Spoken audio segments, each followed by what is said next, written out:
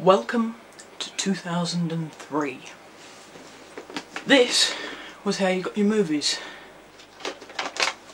This is a VHS tape. Most of you, some of you, will probably not know what this is. But it is a video cassette that you put into a big box and you play it on your CRT TV. Or if you live in the modern era, you play it through a capture card and then put it onto your computer.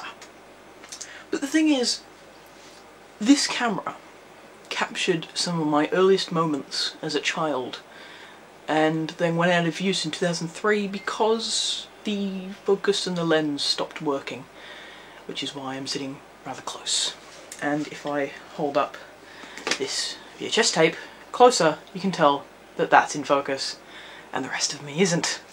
But the thing is, I like old things as well as very new things, such as Blu-ray.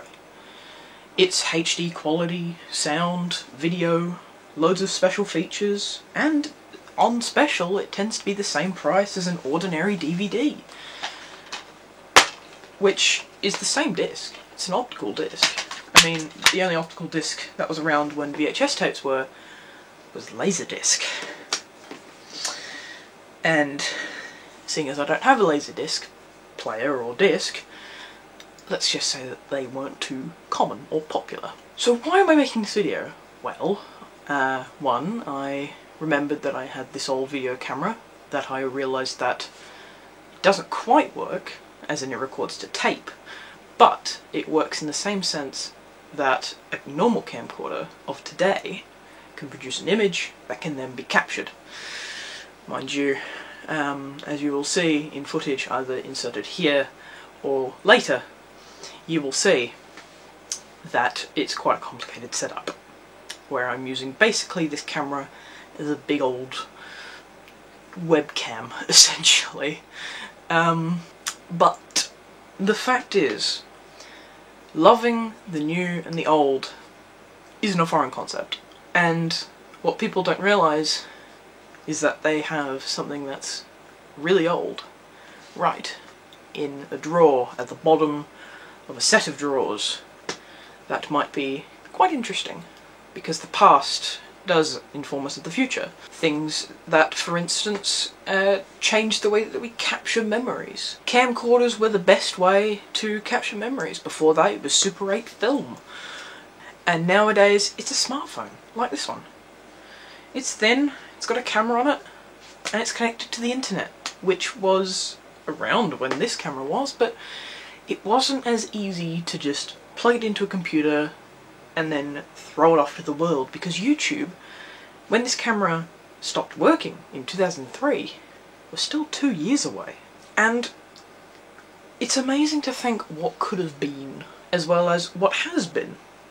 Because in a world where political agendas and news topics and controversies occur on a daily basis on news such as, you know, the traditional TV news or Twitter or YouTube, it's kind of nice to remember what most people might think as a simpler time, even though that it was relatively the same. Just people were less connected, but you know, you can see that as a positive thing and a negative thing, but I see it as a time that I didn't get to experience. The thing about the past is, it's in the past, and not all of us has a TARDIS that can take us back in time. And to be honest, I wouldn't want to go back in time. I mean, I would like to go back in time to see certain old shows and stuff, but that's besides the point. Because the past is what brought us to the present, and the present is going to take us to the future, because the future is there and the past is there. The present is the very nanosecond that we live in, and making the best of it by sitting in front of a old early 2000s camera.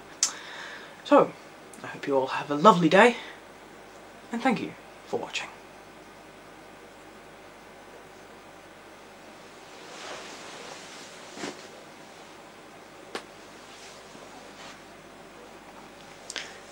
Hell yeah, no script.